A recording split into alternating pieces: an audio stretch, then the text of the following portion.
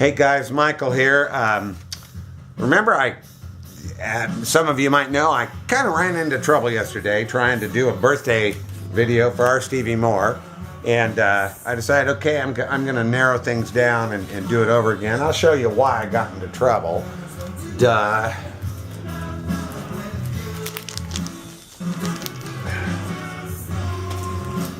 This is just too much to try to cover in one video that anybody would watch as soon as they saw how long it was, to say nothing of, the confusion. So I decided, okay, I'm not going to give you a whole lot of history. I'm not going to talk about his dad, Bob Moore, who's in Nashville A-Team, a bass player, played with Elvis as a sideman beginning in 1958, Jerry Lee Lewis, Bob Dylan, Harvey Mandel, Bobby Bear, Patsy Cline, Loretta Lynn, J.J. Cale, Leon Russell, Carl Perkins, Johnny Cash, Roy Orbison. I'm not going to talk about Monument Records. Not going to talk about the fact that he produced truly the first rock opera with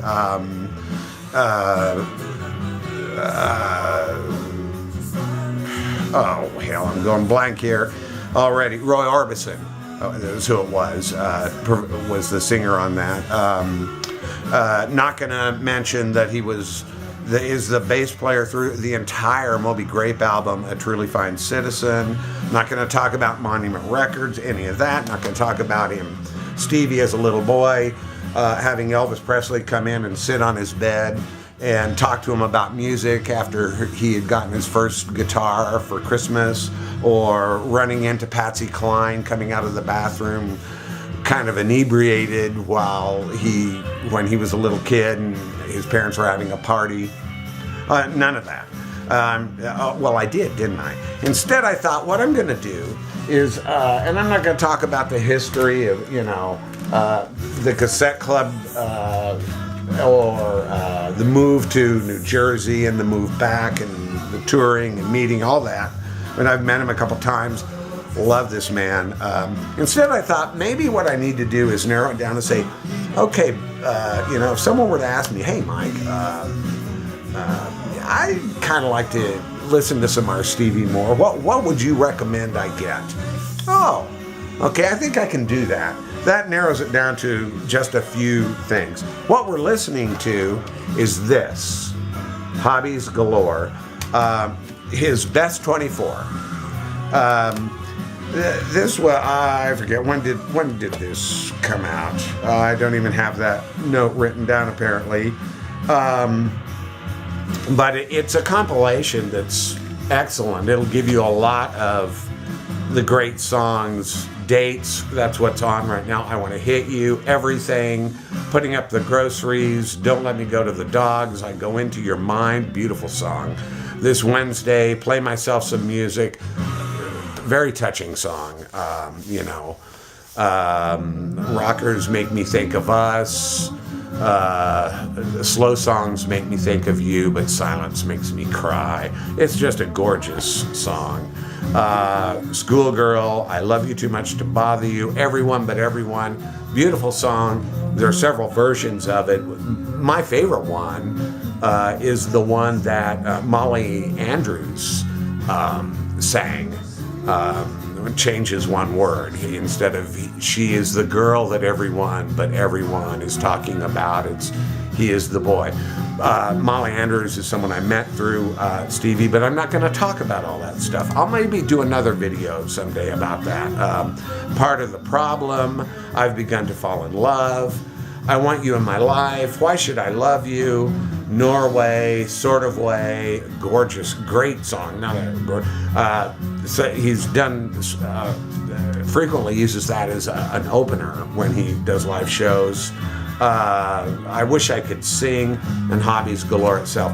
Great compilation. Originally, I think it was released as a CD, but I think it might have been a CDR when he was doing the CD Club. I'm not sure. I don't have the notes on this, but you can get it from his Bandcamp page, where there are some 200 albums up for you to stream entirely or download. I really suggest you think about this one if you're interested in Stevie Moore.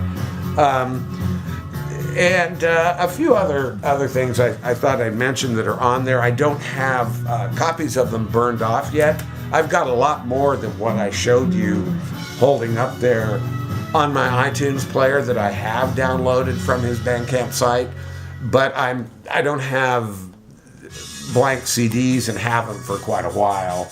I ran out, almost a year ago. I kind of went crazy burning CDs for a friend, a guy I really love, and I wanted to share some things with him, so that's kind of what happened. At any rate, I did want to mention briefly this album, Phonography.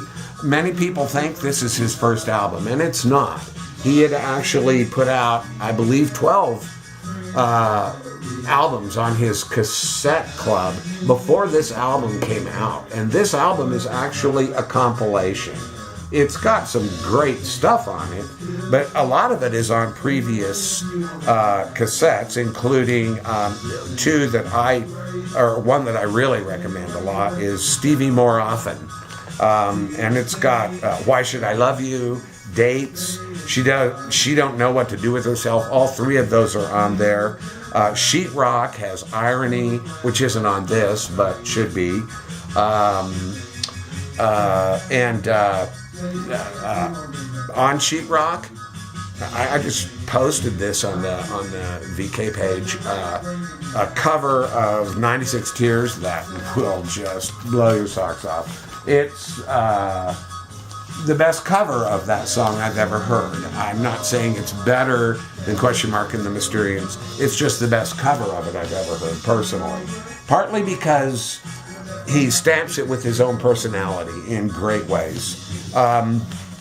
Other albums that I think are really, really highly recommended. Excuse me, I'm going to have to move you for a minute because I left it sitting over here. Been doing some house cleaning today, and in the process, I thought I'd listen to this again. I hadn't listened to it for a while. So I did put this up, Personal Appeal. This is a compilation, and was put out on Care in the Community.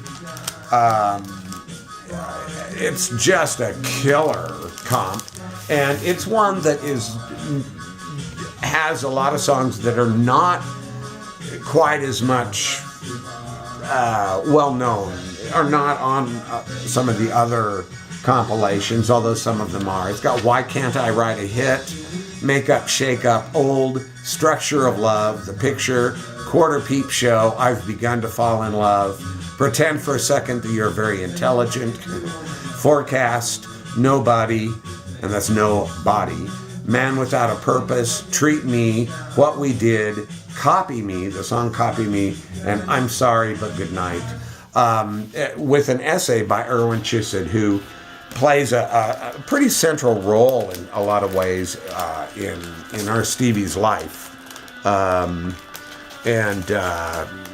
is the man who wrote the Bible on what he called outsider music. Not a term I'm entirely comfortable with, but it's as good as any other. It really simply denotes music that is produced by people who, for one reason or another, whether it be because they have a very limited appeal to people, or because for any number of other reasons they're simply outside the accepted boundaries of the music industry. And it can include anything from a schizophrenic who, sings songs about his demons without any structure or tunefulness or rhyme or reason, to a classical musician who's simply making music in a vein that simply goes beyond the bounds of the ordinary. And that's, I think, a pretty fair description of it. That's a great comp. I would recommend that, and that is available from Personal Appeal. The Phonography album is available through Sundays. I will say this about his albums. They're really hard to find, and none of them are cheap. Some of them are, I think, cheaper than others. Two more albums that are out on Personal Appeal. I think that's the name of the label, isn't it? Or Personal Injury is the name of the label. These have been recently reissued. This is Delicate Tension, which was the second album that he put out on his Uncle Harry Palmer's HP label, and is not a compilation, but was put together initially to be an album, and is every bit as good as Phonography, the first LP. And it is the first LP. It's just that Phonography isn't the first album, and really is a compilation made up from the first 10 records. And also Glad Music, which originally came out on, I think it was New Rose, and is a great album. And you can get these reissues, I believe, still.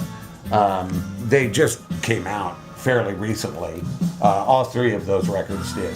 A little less recent, and but a true classic, and probably of the compilations, I would rank this as the second most accessible. Is Meet the R. Stevie Moore. This is another great album, and it's a double LP. Has some of the songs that I've already mentioned. I Want to Hit You, You and Me, Hobbies Galore, Cool Daddy-O, which is from Delicate Tension, Goodbye Piano, I Want You in My Life, Don't Let Me Go to the Dogs. That's a song that's playing right now.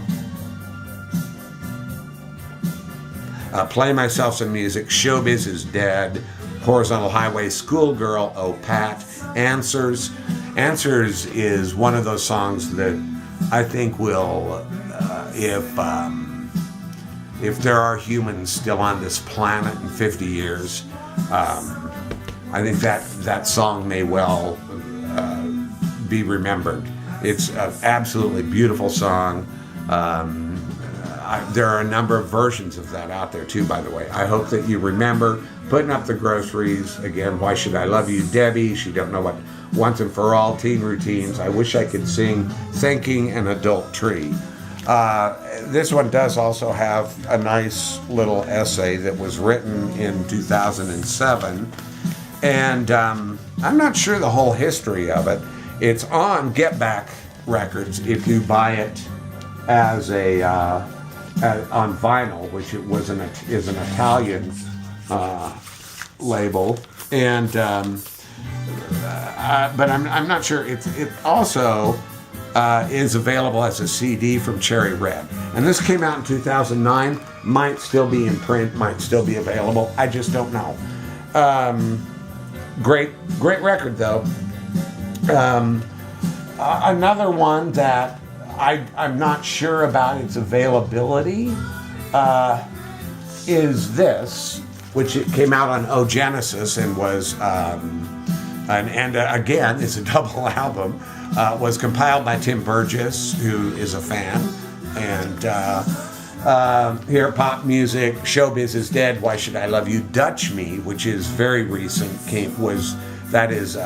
with Ariel Pink doing the vocals, and is kind of the lead song and the, I guess you could say, the single from the album, if I can get my mitts on it. Here we are. Ku Klux Glam. Not an album that I recommend as an introduction, though, by the way. Big Mistake, The Winner. Love that song. Here Comes Summer Again, another good one. Hurry Up, which is off of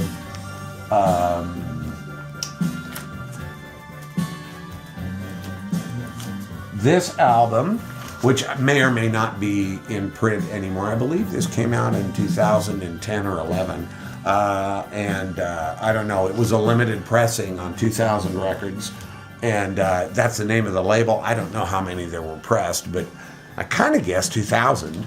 I Go Into Your Mind, You and Me, Another Day Slips Away, Sentimental Ties, great song and the album of that title is available on the Bandcamp page. Little Man and Find Any. I'm sick of talking about girls because I can't find any. Stevie runs the gamut from classic rock, 70s power pop, Brit pop, bluegrass country and folk, all the way to punk. He's as punk as you can get when he does punk. All the way to experimental electronica, spoken word, almost documentary-like sound collage, just almost without limit.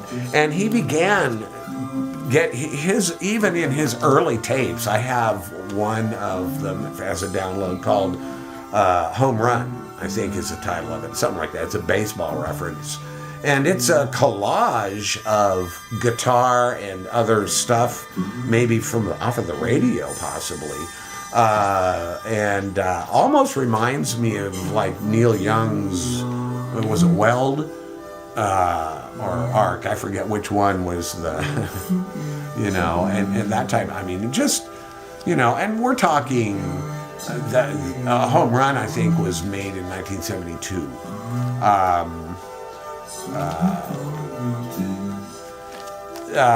This album is another interesting compilation. It was compiled by Jason Willett, who I believe is from half Japanese. I know he's very closely associated and connected with Jad Fair. And by the way, there is an album called Fairmore that is a collaboration of Jad Fair and our Stevie Moore. Love it. He does a lot of collaborative stuff, and there are a lot of people who I need to do maybe a whole video just about the people that the amazingly incredible talents that he works with and that are part of his orbit and that I have discovered and come to know some of them personally because of our Stevie Moore. This album, which is called Hearing Aid, it's a little bit less introductory. It's getting into some deeper tracks. Commentary, Your Daughter and I for Pow Wow, Cuss Me Out, Keeping You, Watch Me on the News, Are You Gonna Thank Me? Are You Gonna Thank Me? Are You Gonna Thank Me? It's a good song. Eugene's Record Shop. That's pretty funny, actually. It's just a real short. Man, where'd you get that? That really sucks. Oh, I got it at Eugene's Record Shop. It's funny, though. And on and on. Bird to Telephone, Tape to Disc, Let's, If You See K, Blue Space, which is from, I think that's off of Stevie More Often. Life and Death of an Insect, Girl, Go, Adjacent Species Like You, I Never Know, The Crystal Chandelier. This one goes from some more accessible stuff, but also digs a lot deeper into the tracks. My version is on clear vinyl, and I did some checking. I think the clear vinyl might be sold out, might not. You could check, but it was also pressed on black vinyl. So, unless you're just a total whiner and won't accept it on anything but the limited color edition, I think you could probably get it. And I don't know. I don't know if that makes you a whiner. I have to admit there's one particular artist I'm only interested in having his stuff on the colored vinyl. I like him pretty good, but for some reason, because I lucked out and got the first two that I have by him on that color, so I just want them to match. And there aren't that many more. That's pretty much it. This clack is great stuff, but the real recommended. I really recommend this for you if you're not really familiar with it. Really recommend this one, which you can, by the way, get on the Bandcamp page. Then there's one last thing, and that is covers. He's been covered by a lot of people, and in fact, part of what lured me into being consumed by him was this. There are 8 volumes of this. Copy Me, a tribute to Stevie Moore.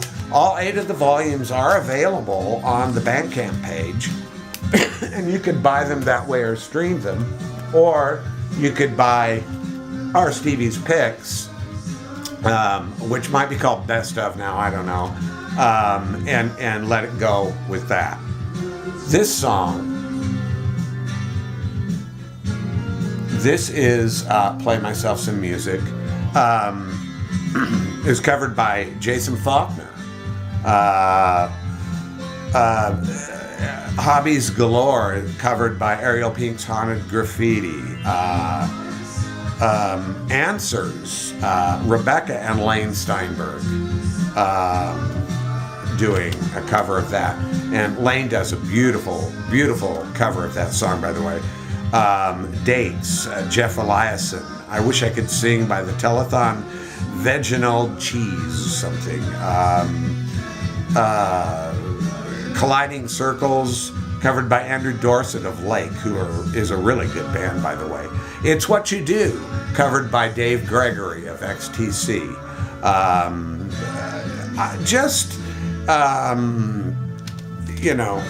Check this guy out. And I would recommend this too. I think covers really do a lot for revealing the writing of an artist. If all you ever hear are the songs being performed by the writer and their style, you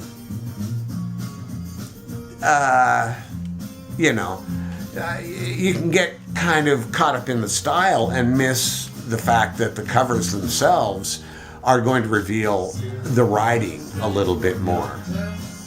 Oh God, I just love this guy's music.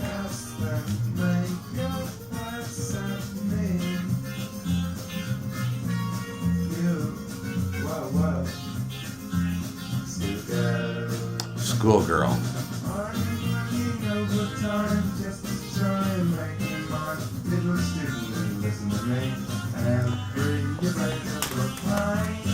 I love this man. I love this man so much. I almost want to cry thinking about how much I love this man and his music. A lot of people have made comments about him being allegedly self-indulgent and, things like that. Well, he's a man with a restless mind and restless curiosity. And, he shares it all. He shares it all. He puts his balls on the table every time he makes a release. And he's been so used to people rejecting and refusing to really listen, repeatedly having major labels and critics, support him and champion him and show interest in him in the case of the labels, and then nothing come of it. That I think he's just beyond all that at 62. That's how old he is today. It's not all for everybody, but I think there's something in his music that anybody can appreciate, regardless of the genre that you are into personally. And it's just a matter of exploring. And it's he doesn't tidy everything up. It's kind of like you know, in some ways, snooping in somebody's room that they never pick up, you know, or something. But very rewarding to do so.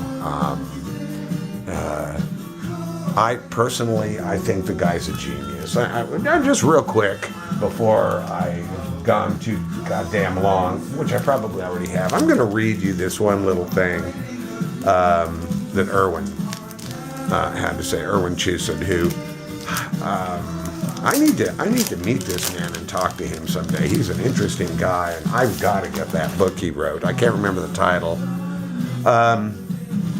He says in here, his catalog, Steve, a prolific composer-performer since the early 70s, actually earlier than that, has been declared by music journalists the grandfather of DIY home recording.